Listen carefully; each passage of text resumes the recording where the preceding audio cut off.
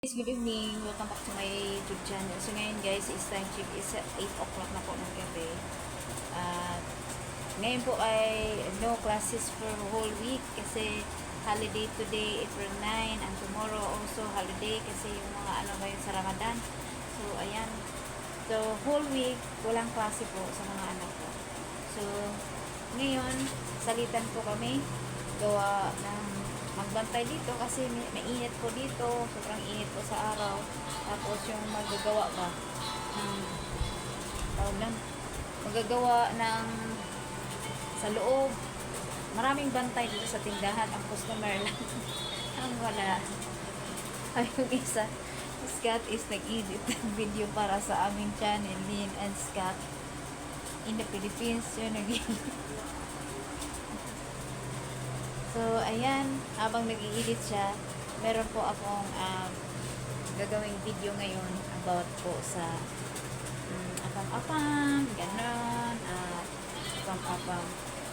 Yung regarding po sa buhay, may kagaya niyan, scout, puti, foreigner na boyfriend, ganon. So, ayan, pag-usapan po natin yan. So, naway, lahat po ay nasa mabuting sitwasyon. Maraming salamat to all my viewers, subscribers, to all super chatters, to all my members. Thank you so much po sa inyo. I really appreciate to all of you guys. And of course, out to Bishop Ma'am M. Kumusta po kayo? At Shawi. Sa lahat po ng super chatters. To all of you guys. Thank you so much. I really appreciate. And yun nga guys. Kasi before, sometimes naisip ko din talaga na I didn't expect that Scott come out here in the Philippines, and yeah, he planned, but hindi lang, alam mo yun, I didn't really expect much. I was kidnapped. Huh? Help me, I was kidnapped. What? So now he is already here, and we meet each other, and we together like this almost 2 months na, because he extend another month, so till May. So alam niyo yun, so yun pag-usapan po natin. Ayun guys, so pag-usapan po natin kung ano po minsan nga po talaga marami pong mga taong nag-expect regarding po sa dahil nakajowa ka ng apam, may apam ka, may foreigner ka. Most of them they expect about especially sa pera kasi nga ang dollar yan, mga ganon. So, alam mo yon, mga taong buti nga sila ay nag-expect ng bongga, but hindi ako nag-expect. Ang hindi ko lang talaga ma-imagine na nandito talaga si Scott at hindi. Yung we meet already, and we were together right now, and you know, we're learning each other, we are adjusting a lot, especially me.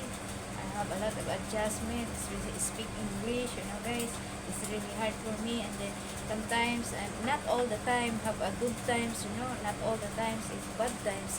Of course, that's a part of our life, but you know, if you but the good things is I really appreciate is like, you know, sometimes we didn't really understand each other, but there have a time that I tried my best to be quiet the time that it's have a hot. Oh, I want to be quiet. Like example, if I have a mad or something like that, or maybe we didn't understand each other like that, so I try my best to be quiet. But if I want to explain my part, what's what I get mad or what's it, my mood is like, you know, but it's really hard for me to explain because it's English, you know. So much better for me to be quiet first, and then later on I can say something like that. So at least ano na, yung medyo kalmado ka na, kasi not most of the time that you are in good times, you know. And I'm so thankful for that, because when I imagine before we are English na ako. I speak English too. So when I imagine before that you are, you know, I mean, when I imagine before that we are always talk every day, night, like that, and then now we are it's each other in person, you know, like it's really for me, I'm so really thankful because, yeah, he have a plan, but I didn't much expect because it's really hard to expect, no, like that.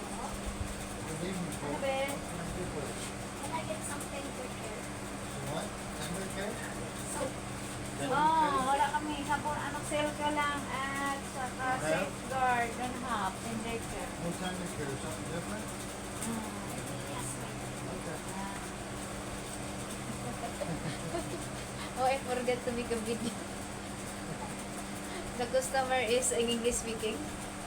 Young boy, tender Oh, care. oh, tender, finding tender care. So, what I mean is, where's my, I forgot my, Listen to that. I speak English.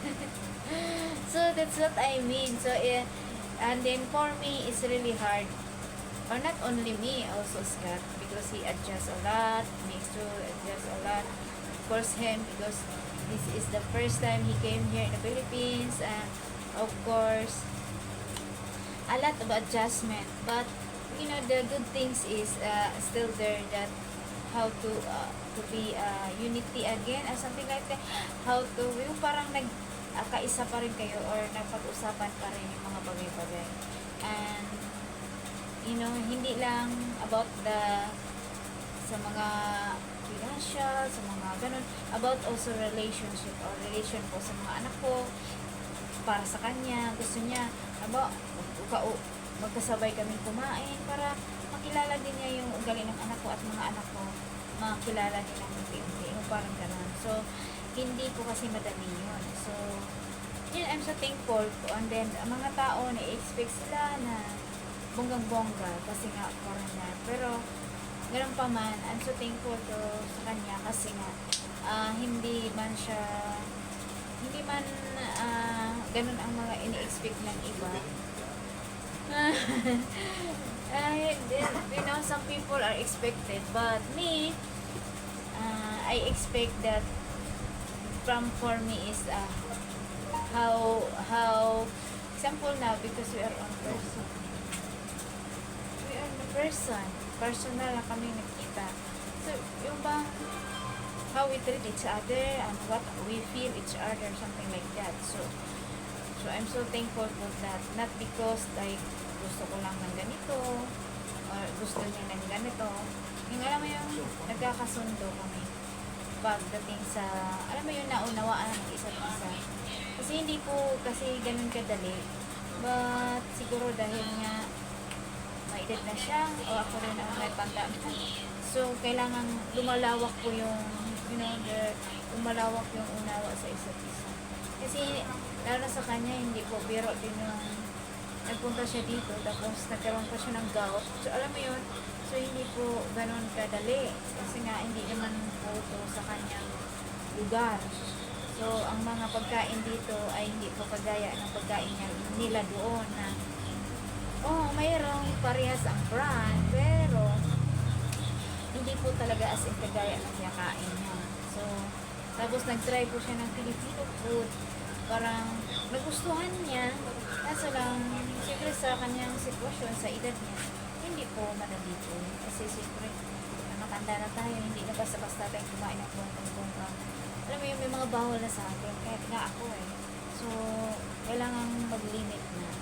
So, yun. Pero, so far, ako'y thankful po. Kasi, pag ini-imagine ko po na dati po kami ay nag-video ko lang, minsan mapapatawa na lang ako na grabe ang bait ng Lord, no? Kasi nag-meet kami in person at nagsama pa kami ng ganito, magto 2 months na siya. So, Can I ask a question? what? So far, So far, what? What? right? 1 being the lowest, 10 being the highest. What's that? So far, on a scale of 1 to 10, what would you give us right now so far? So far from you? How good it is for me to be here? How good? 9. 9? Oh. Maybe sooner, little 5. How about on It's a scale of 1 to 10, 1 being lowest, 10 being the highest? 10 is the highest, 10 is the highest. How easy is it for you to speak English more often? How easy? Yes. How easy is it? It's not easy. Is it easier? 10 is the easiest, 1 is the hardest. Uh, hardest is the one. Maybe a 3. Oh, yeah. 4 or 5. Okay. That's it. I don't mean to bother you no more. Oh no, you have to ano. Why you? I gotta get it. My headset's right Ah, here. okay. Because he's do editing also guys our channel. So while we watching right now, so that's my kids also because we are alternate because they are nandito nga po yung mga anak ko at yun nga salitan kami ng bantay ng tindahan. So yun, nakaka-amaze lang kasi nga syempre yung bang basta ako parang ganun po, iba-iba po yung experience, but in my experience I'm so thankful kasi nga dati kaming nagtawagan lang sa cellphone and then ngayon ay nagkita pa, no? Parang alam mo yon yung sa dami pong mga syempre siya, alam ko yung story niya about sa may LDR siya, ganun. Pero alam mo yun, na talagang nakaka-amaze lang. And then nakakatuwa din na nung dumating daw siya sa Pilipinas, nung naglapag daw niya sa eroplano, hindi daw niya din akalain na makarating siya ng Pilipinas. And then sobra daw niyang na-amaze din siya ba na syempre ang kanyang flight grabing layo baga tapos nahirapan siya sa kanyang flight so sa edad pa niya, diba talagang hindi biro. So nung lumapag yung eroplano para din siyang napaluha sa sobrang alam mo yun, natuwa siya na oh talagang andito na ako. Tapos lalo na nung nakita daw niya ako doon sa airport na ibang flash ko diyan, talagang yung bang hindi kasi basta-basta para sa akin, no? Kasi nga although siguro sa iba madali lang, pero para sa akin hindi man basta-basta yun kasi nga may proseso, hindi lang. At saka bukod doon, malayo siya, pero may 8 miles po siya. Tapos, ayun, at punta talaga siya dito. So, nag-edit siya, guys. Gumamit siya headset. he's using headset. So, ayan, kaya sa mga may LDR dyan, kailangan talaga, yung kasama din sa prayer. Pero alam ko naman po na hindi lang ito yung magiging journey namin. Pero ayun, of course, pinag-pray pa rin natin kay Lord na ano mo yun, yung anong kalooban ng Lord. So kaya nakakatuwa lang na pag binalikan ko yung mga ganung bagay na dati nga po kami nagtawagan lang, tapos hindi pa ako magaling ng English, and then alam mo yun, pero naintindihan niyo ako. Kahit na minsan hindi ko siya maintindihan or ako man ay hindi niya ako maintindihan kasi nahirapan ako magpaliwanag. Pero alam mo yun, maraming bagay po talagang marami kaming language barrier talaga. Alam mo guys, kung paano ako magsalita, lalo na pag magsalita na ng English lalo na sa aming channel, hindi po ganun kadali talaga mag-communicate. So, pero nandun pa rin yung, alam mo yun, yung closer kami. Hindi lang dahil sa aming lingwahe ay kami ay language barrier. Pero natuwa lang po ako. Salamat din sa Lord. So, ayan. Talagang, ako'y nagpapasalamat po. At saka, of course, sa mga taong behind the scene na nagbigay ng advice, sa mga iba ganon na, yun nga, and then sa mga nag-pray din para sa akin, para sa amin, thank you po sa inyo. Nakaka-amaze lang talaga si Lord kasi yun, kahit na marami pa tayong pinagdaanan, alam niyo yun, yung parang pinapagaan pa rin ng Lord sa simpleng malang na gano'n, no? Yung iba sabi nila ayun, matanda na ayun ba wala, yun lang sabi ko sa'yo, safeguard at saka selka at saka selka lang, safeguard selka, yun na lang ang natira.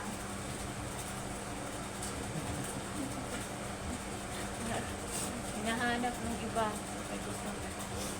So, yan guys. So, talagang so, nung nakita ko din siya sa airport, kasi nung pag-alis kasi sa niya doon sa state, pag larga ng aeroplano, hindi ko na siya na-contact. So, that time, pakiramdam ko, tumuloy kaya siya o hindi. Tapos, hanggang kinabukasan, hanggang 26 hours na wala man na akong update sa kanya. Tapos, ayun, may kaibigan kasi siya. Next ko kung baka may alam siya kasi hindi ko alam yung flight niya, number, yung flight ba yun. Tapos, di ba, may makokontrol po yun na flight, kung saan nabantay yung pasahero, ganon. Ako wala kasi nung time na yun na mag-usap sana kami, nakatulog ako na siya ay mag-ready na sana. Talagang alam mo yun. So, yun, pakiramdam ko nun kung tumuloy ba siya. So, yun pala, marami din pala siyang pinagdaanan bago siya nakasakay ng aeroplano. So, ayun, gusto na nga din niyang mag-give up noon wala sa aeroplano. Pero, ayun, pinagtagumpayan naman at na-overcome ko. Salamat sa Lord. Kaya, yun lang ang kwento. No? Hindi po porket nagkita na kami, okay na. Yan naman yun. Kasi tuloy-tuloy po, everyday. May mga, struggle, mayroon po tayong kinakaharap. But, I'm so thankful kasi kahit kami ay nag-uusap, nagkakasama, hindi po madalas, hindi po lahat ng panahon ay okay. May time din po na hindi okay. It means normal po yun sa bilang tao, bilang may relasyon, bilang tao, no? Kasi pag lagi na lang masaya, parang hindi mo maramdaman. So, nakakatuwa lang. And then, dito parang naramdaman ko din yung love niya para sa akin. And then, nararamdaman din naman daw. So, yun lang guys. Maraming salamat din sa inyo. Yung mga iba kasi may mga comment na, yun, nasis ka, kaya ganyan, ganyan. Yung iba, gaira, gano'n. Alam mo yun, hindi naman yung pinagbabasihan natin. So, ayan, naway, tuloy pa rin ang ating buhay, relasyon na kailangan hanggat maaari center talaga si Lord sa buhay namin, sa buhay natin. Kasi yun po ang magdadala sa atin na yung ba maayos na relasyon tao sa bawat isa sa kapwa. Kasi kung wala po yun, puro lang tayo, maraming maiko-comment natin sa iba. Kaya thank you po. Sa mga tao din namang may mga nagsabi sa akin na hindi po nila gusto or iba man anumang ilang kanilang pananaw. Salamat din kasi kahit ganon hindi man naman ko na kailangan patunayan kasi mahirap ang ganon. Pero yung salamat sa Lord, salamat din sa inyo kasi isa din kayo sa naging naging way na paano kaya din naman kung hindi mag-work, ganon. Kaya salamat din sa mga nag-comment or sa mga may nasabi na ganon. Ayoko nang elaborate o yung medyo hindi ba kasi nga kanya-kanya pong pananaw, no? Kaya salamat din sa inyo. Kaya thank you po sa all my friend here, support us, support me, my channel, everyday. Thank you very much sa mga behind the scenes. No? Thank you na appreciate ko po. And yun lang guys. Maraming salamat sa inyo. Until next time, see you on my next vlog. And of course, don't skip ads guys. And also, our channel, Min and Scott in the Philippines. Ayan, mag-i-edit si Dodong. What are you doing? And then say bye-bye. See you next Bye, time. everybody. Thank you. God bless for everyone.